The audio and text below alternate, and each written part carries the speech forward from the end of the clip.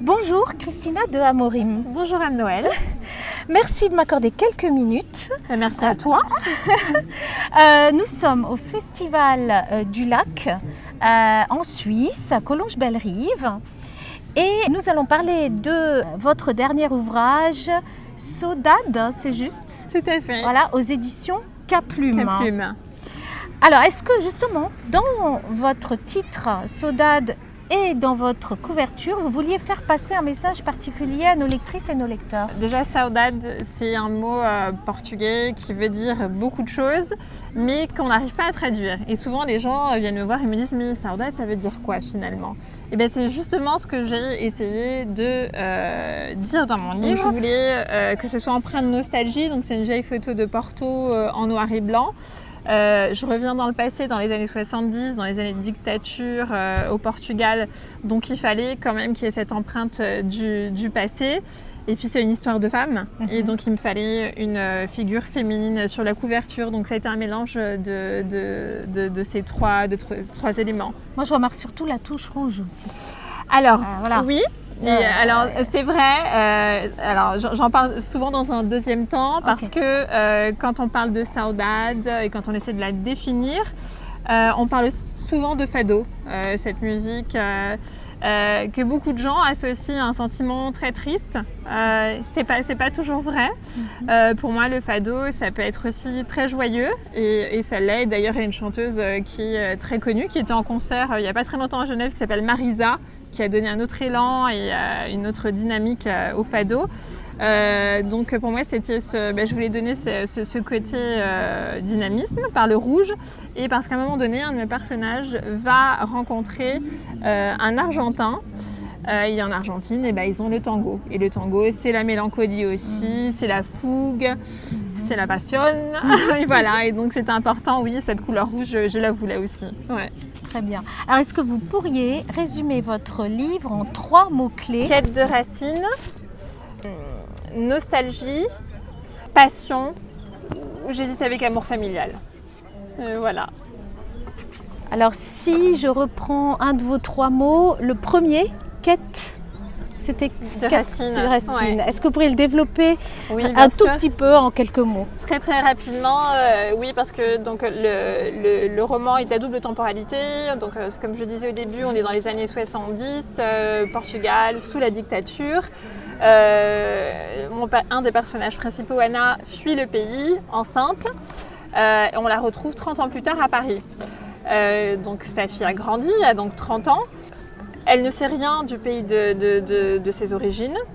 Un drame surgit et elle sent qu'il lui manque quelque chose dans sa construction. Elle ressent un vide en elle, comme beaucoup de gens, à un moment donné dans leur vie, ont besoin d'aller à la recherche de ce qu'ont été leurs parents, leurs arrière-grands-parents, leurs grands-parents. Elle va partir en quête de ses racines parce qu'elle a ce mal-être en elle. Et donc là, elle va partir au Portugal et découvrir pourquoi est-ce que sa mère est partie, de quoi est faite l'histoire du pays, etc., etc.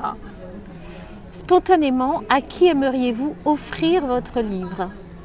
Alors, sans aucune prétention et avec beaucoup d'humilité, parce que je souffre encore énormément du syndrome de l'imposteur, aux gens qui sont sensibles à une plume poétique mais avec une certaine mélodie même, je dirais, mais qui aiment aussi les histoires de famille, type saga, et qui sont curieux de l'histoire d'autres pays qui sont méconnus finalement. Et je trouve que l'histoire du Portugal, la révolution des œillets est finalement très méconnue par rapport à la dictature de Franco, Mussolini, etc. Et bon, là, j'allais oublier, je ne sais même pas comment j'aurais publié ça. Et ceux qui aiment les histoires d'amour, évidemment, parce que je ne saurais pas écrire de toute façon sans que ce soit lié à l'amour. Si votre livre avait un pouvoir magique, ce serait lequel? Se réconcilier avec les gens qu'on aime. En tout cas, j'ai reçu beaucoup de fois ce message. J'ai été voir ma maman, lui dire que je l'aimais. Je suis partie à la recherche d'eux. J'ai entrepris des démarches. Ouais. Si vous étiez un livre, ce serait lequel? Ah là là. Je suis dans le bon pays, La Belle du Seigneur, Albert Cohen. c'est le livre qui m'a fait aimer la littérature de tout mon cœur et toute mon âme. Ouais. Si vous étiez une citation. Peut-être celle que j'ai dans mon livre, qui est la métaphore de la résilience, qui s'appelle le kintsugi en fait. Et ces mots japonais désignent l'art ancestral de réparer une poterie cassée avec de l'or. Ainsi réparé, l'objet prend paradoxalement toute sa valeur d'avoir été brisé, orné de sa cicatrice. Il raconte son histoire, il nous enseigne qu'un accident n'est pas une fin en soi, mais peut devenir le début de quelque chose de plus beau. Voilà. Si vous étiez un voyage. La Toscane en Italie. Alors le mot de la fin, chère Christina. Le mot de la fin, c'est d'abord une grande gratitude de m'avoir donné cette visibilité ici en Suisse.